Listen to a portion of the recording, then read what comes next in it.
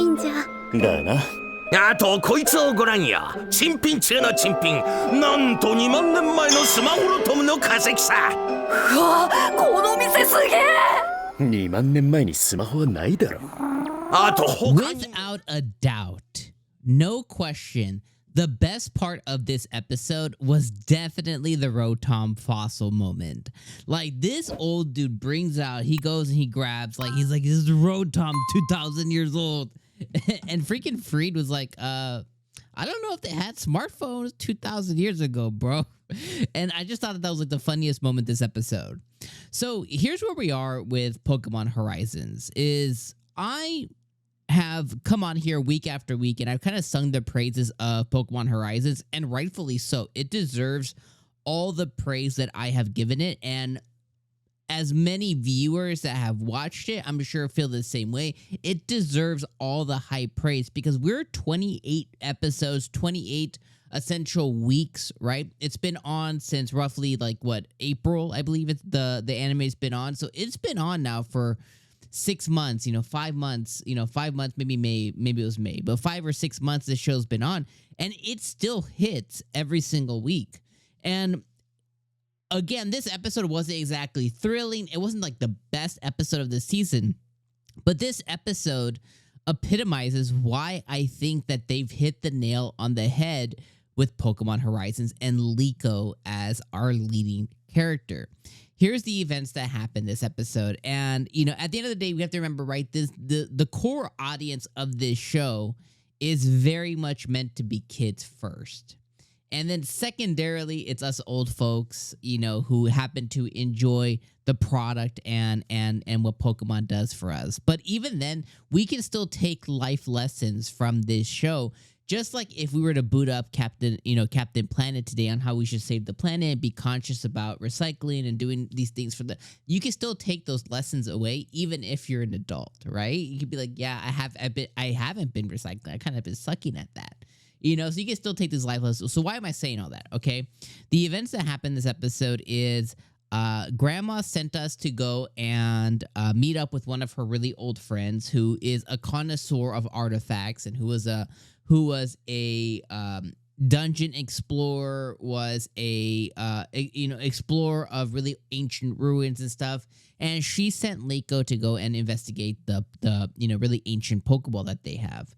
Long story short, he ended up, being legit, but he ended up being a thief and trying to steal it from them. He had somebody who was offering really good money for ancient Pokeballs because we saw the preview for next episode. We're gonna meet some kind of Pokeball connoisseur next episode, which should be really awesome. But we saw all of that, and he ended up stealing the Pokeball from Roy and stealing the Pokeball from 𝐒𝐿𝐴, trying to make off with it and all this other stuff, right? Eventually he gets caught, and a really cool battle ensues, and Hatenna ends up busting out Sidekick, and Sprigatito busts out, they call it lightning speed here, but I think it's really, I forget what the move is. Quick attack? Is it quick attack?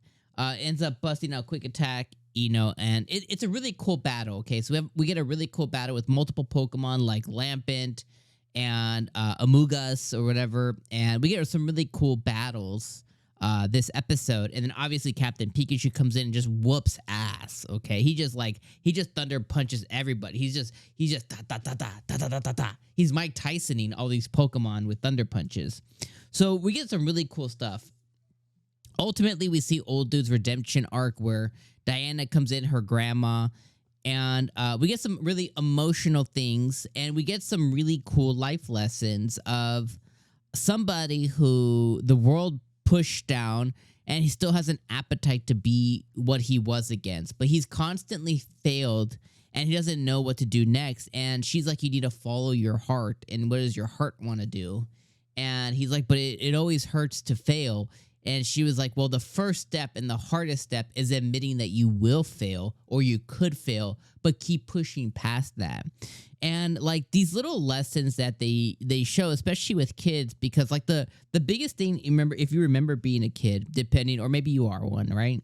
But the hardest thing being a kid is failing and having to try again. It's falling and having to get up again. And that's something that you struggle with for your whole life, right? Like it's something you're going to struggle with forever. It's like me right now on YouTube. I started this channel, I think 3 years ago or 2 years ago, 2 years ago, 3 years ago. And I'm not exactly like big YouTuber. I'm barely even like a speck on the sheet, you know? And my journey on this platform is knowing that I may never hit that big speck. I may never hit that big milestone, but I got to keep pushing through for the chance to potentially do that. Ultimately, the other end is nobody could watch my videos that I put out, right? And I could just fall flat on my face, but I got to keep going and I got to keep trying. So I really love that that's that lesson that it instills into our children who are going to watch this, or even us, right? It's like, it's okay to fail. It's not okay to not try again. It's okay to fall. It's not okay to lay there. You got to get up. You know, so it's like, I love that lesson. And I know it's a silly thing, but it's a really great lesson. And then redemption for somebody who, you know, is evil or isn't, you know, the right way. It's you can change if you decide to. And I really, really, really love that life lesson that it instills, and it doesn't go unnoticed by me as I'm watching the show. The second thing, you know, that I wanted to point out is, and I pointed this out, the very first 𝐒𝐚𝐧𝐽𝐩𝐸 fight, way back when 𝐒𝐚𝐽𝐸𝐸 first came on the scene, and I mentioned that I love how in the Pokemon world, everything is solved by Pokemon and by battling. It's so instilled and ingrained into the world that even criminals do criminal activity through Pokemon. Once you defeat them in battle, that's it. Like there's no additional fighting after that. For the most part, 98% of the time, it's like Pokemon battle, I lost. Best thing that the bad guys can do is run away. But that's pretty much it.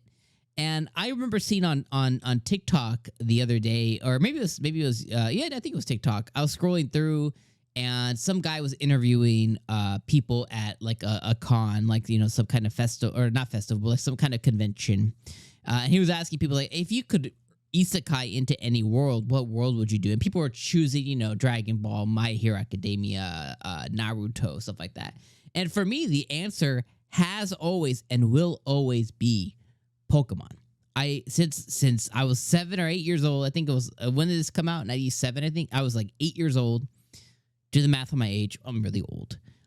You know, when this came out, like the dream has and will always be, I wish I could be a Pokemon trainer. No matter, even if monsters that are catchable came out today, I would start being my journey, my 10-year-old journey today, you know?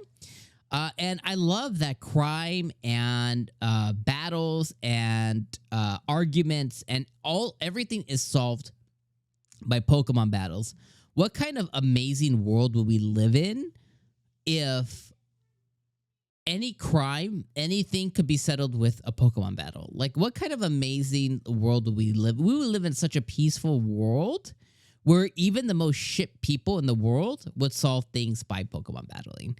And I absolutely am just in love with that and will always be. And I love how it's represented here in the anime. Anyways, let me know what you think about this episode down in the comments below. Thank you for listening to me talk during this video about Pokemon and the world. Of course, as always, I'll see you guys next week for episode 29 as we meet the Pokeball researcher. All right, my friends. Peace out.